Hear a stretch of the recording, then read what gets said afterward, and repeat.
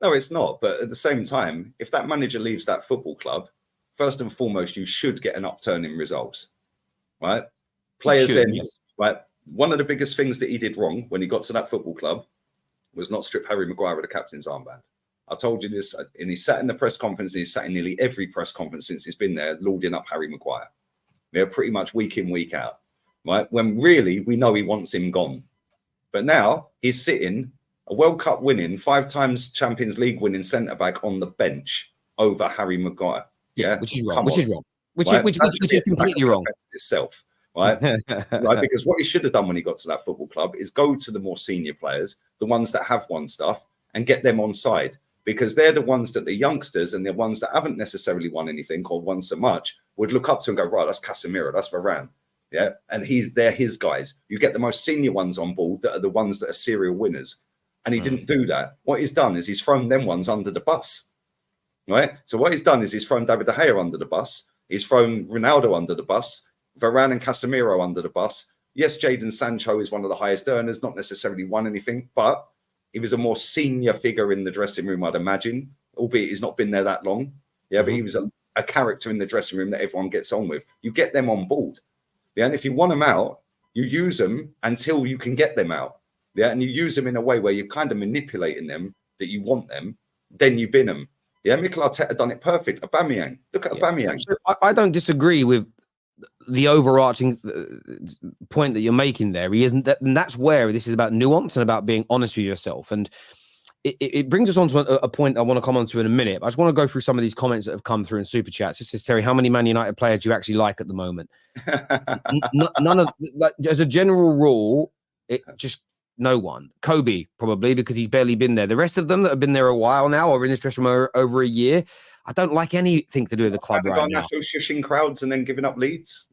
It's so obvious. Rashford, he did it to every manager, as in a league. Some say Bruno and Rashford. Look, I look at it this way. I wouldn't say Bruno so much. Yeah. No, I wouldn't say Bruno. I want to say this about the leagues. I want to say this about the league. Bruno will just literally do anything he's told. He's captain, and he's lucky. I want to say this about the leagues. A year and a half ago, nearly 2 years ago, I tweeted that Rashford's definitely someone that's leaking information from the dressing room, and I backed it up by like in the thread that I put out.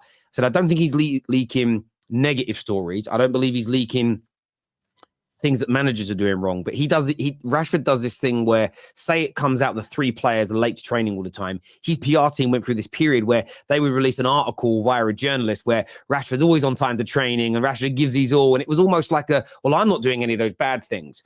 So Rashford could be. Any one of the players at the club could be. The reason I don't get involved in these debates is because depending on which players people like, or don't like, is who they say the leaks are. So it just becomes a nonsense conversation for me.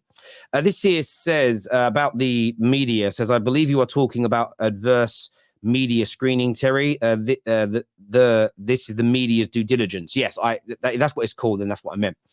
Terry, you picked one last season, you're waffling. So last season I was back in the manager. And this brings me on to a point I want to raise in this conversation. Say you're a waffler. Now, changing your mind based on facts changing doesn't make you a waffler. It makes you a grown-up. It makes you a grown-up. That's all it makes you. So people keep telling me I'm wrong about what the manager has said about a style of play. So I've gone and printed it for you in black and white. So there's a few bits here. So the manager here said, because those were different players, this is also why I came here. We are playing a different football than I showed at Ajax because I have to, because I can't play the same way. The players decide how we play. That's weird. Ajax has a very typical and characteristic style of play. With Man United, I will always show a different football. He also states that the player material you have determines how you play. That's why we play here in a different way to what I did at Ajax. That will have to be the case because I can't play the same way here. That is not the DNA of Manchester United at all. He also goes on to state that I came here with my philosophy based on possession, but also to combine it with the DNA of Manchester United and also with the players and their characters. So when I call out this manager and say I don't want him anymore, me not wanting him is not really based on any of the things we discussed prior. It's based on the fact that he has come here not to play the style of football that I was excited about him coming here to play. And I understand that players to fit that style of football and not play them. Exactly. And this is the point I'm saying to people while the club's a mess. He's signing players who are from his past or from clubs that have played a similar way to what we expected him to bring to United, but he's not trying to play like that. He's trying to do this weird version of what he considers and what our current board considers to be the Man United style of football, which is awful, by the way. So you mix that all together as a concoction, and it tastes like doo-doo. I said it before. We currently have a local GP trying to do heart surgery, and it isn't going to work. So when people keep telling me that I'm making this up, that he hasn't said that he can't implement the style of play he's famed for or rated for because it isn't the Man United way, and I don't have the players to, when he's dropped £450 million on his players. Are you now confirming that he is actually a liar then, Terry? Like I said he was 4 months ago. No, I'm not confirming he's a liar. I'm confirming that he's telling the truth. I believe he's telling us the truth. He isn't trying to implement his style of football. So why is he shopping in the Dutch league, signing Dutch league players? Because I'll tell you why he's doing that. Because most managers are not good directors of football. He's a coach. Most managers these days are not managers. They're head coaches. Pep, Klopp. If you think about all the top managers in the world currently, probably barring Ancelotti that's from that older class, none of them were brought up running football clubs. They were brought up coaching the first team.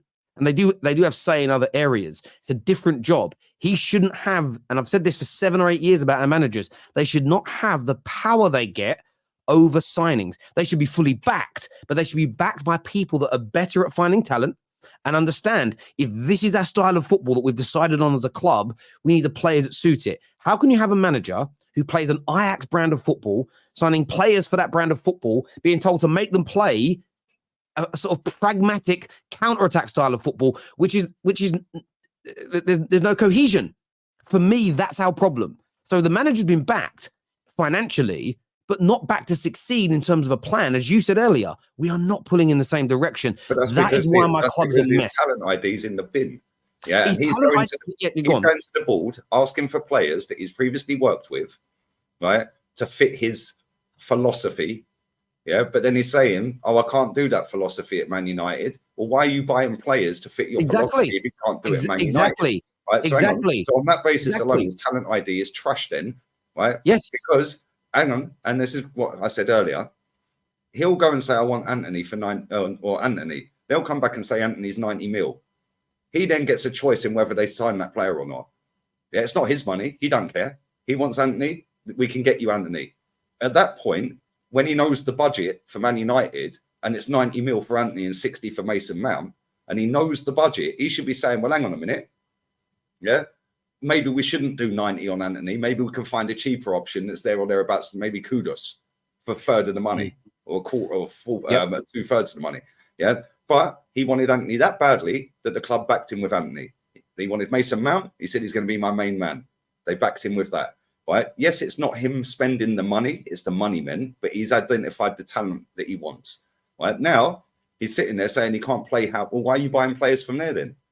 Because if you want to play this Ajax football, and that is what everyone thought he was going to do, that's what he's came out and said, we want to try and play in a more attacking style of football, a possession attacking football, but then you're signing players from that league, where that is exactly what you want to do, but now you're saying a couple of months, 6 months, a year later, you can't. Then why are you still signing players like Amrabat? Why are you still signing Mason Mount? Why are you still signing players from them leagues? And it's at that point, the red flag needs to come out and say, he is the problem. So, yes, the money men have backed him and they are a problem, but he is the problem because they're only going off of his sake. They ain't got a clue what they're doing. Well, no, that's the problem. So he is a problem. You're not wrong, because I don't believe, and we've got the proof in the pudding, that unless he's training a team to play the way Ajax play, and then he's signing players for that, I think he could do that quite well wherever he is. But he's told us, and we now know factually in 3 different interviews, that is not the style of football he's trying to play. So our football club, allowing him to identify the players to play this weird concoction, hybrid football that isn't working, them allowing him to do it is the problem. Him having bad talent ID, I'm not going to disagree with. Him buying the wrong players for the system that he's trying to create, I agree with. My problem, because we've done it so many managers running, is that is allowed to happen. What should be happening is this. No, we disagree with your talent ID. This is the profile of player we need to make this particular style work. In fact, the way we're trying to play football, I don't think Ten Hag's got no pedigree of delivering. And Man United fans keep doing things like this. Terry the London Red does not represent my club. Fake flip-flop fan. I'm not a fake. Why am I? Answer me this question. Answer me this question. Answer me this question. And if you could answer it and get me, I'll pay your mortgage for a year. How am I a flip-flop bad fake fan for wanting my club to be run in the same way that all the other elite clubs in the world are run, where they have a board, a recruitment team, a manager and players all on the same page, playing one style of football with a particular profile of player they focus on, and all swimming and moving in the same direction? How how is that thought process? And I want that for my club a bad thing. Pull your head out your backside. One second, bro. Pull your head out your backside. Stop believing that if I just stick behind this manager, we're going to be fixed. We're not. You have to look at the processes, how we're run, and what's going on at the football club. And as Lee has said, there's nothing he said that's overly wrong. But the buck don't stop there. Because if we don't change the people that allow Ten Hag to behave this way, the next manager's going to do it. Because I genuinely believe this, Lee.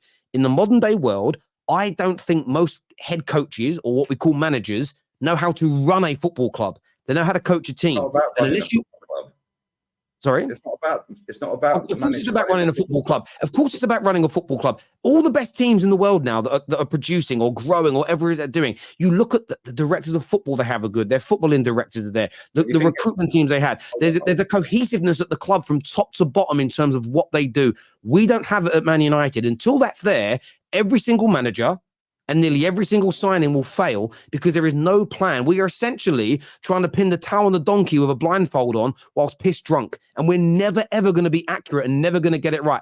And how do I know this to be true, Lee?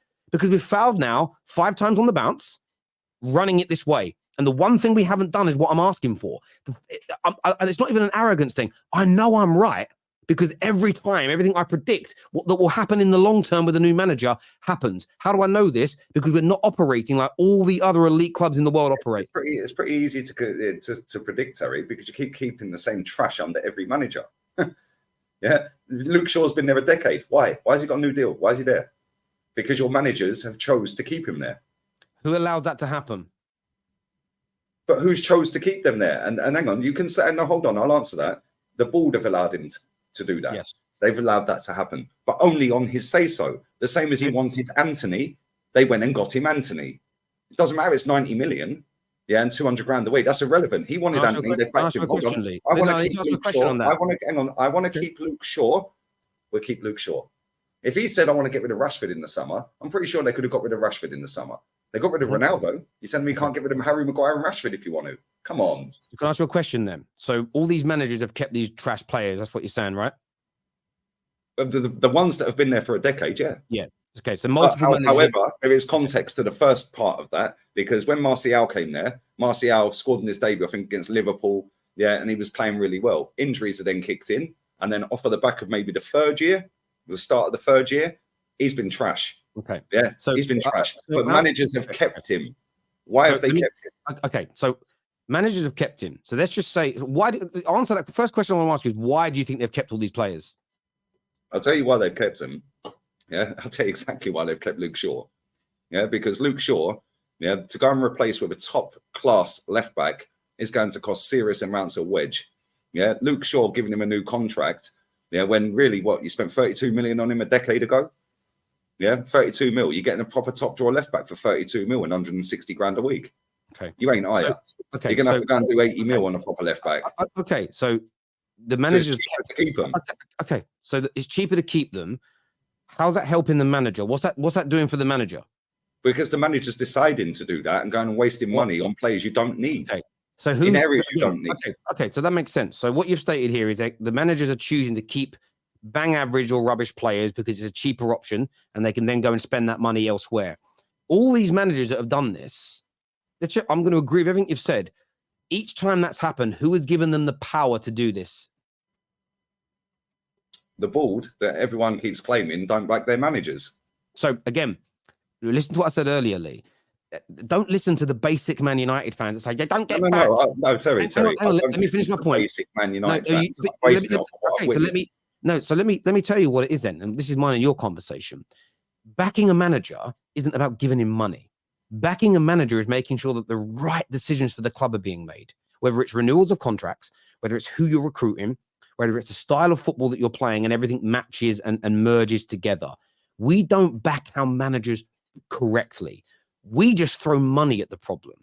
We're like those deadbeat dads who barely see their kids, but when they turn up, they buy them a really nice pair of trainers to act like they're a good dad. That's Manchester United. And the problem that we have is the people that I see on television and TV and the radio representing us talking about the Glazers, they speak about it in the wrong way each and every single time. It comes down to, but they spent money, and they sit there in front of these pundits going, yeah, I suppose you're right.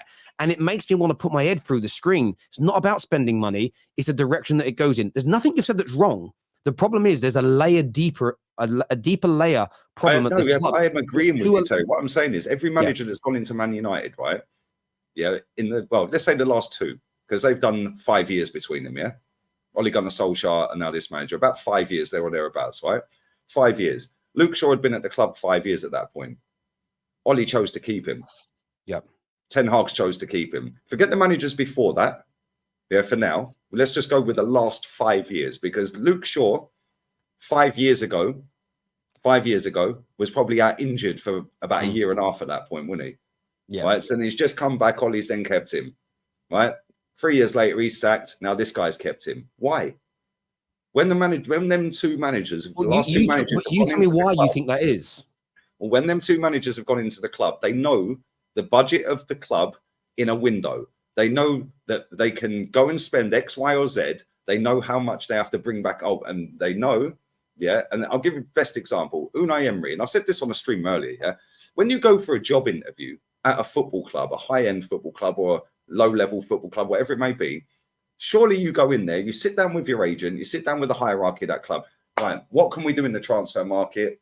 What's the targets for the club? And by the way, I think I can improve this player, and this player.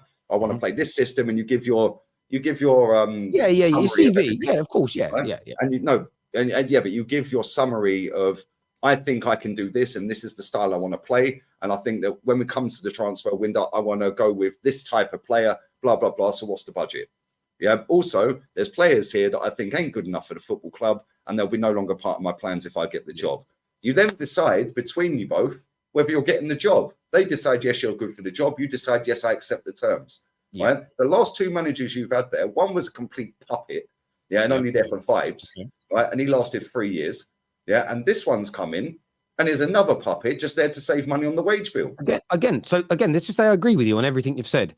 If they're puppets, I'm not, and this is what I say to people, the basic idea, and I get criticizing what Ten Hag's done wrong, but people are too fixated on that. I don't look at the puppets. I'm looking at the puppet masters, Lee. That is where the energy needs to be, not the puppets.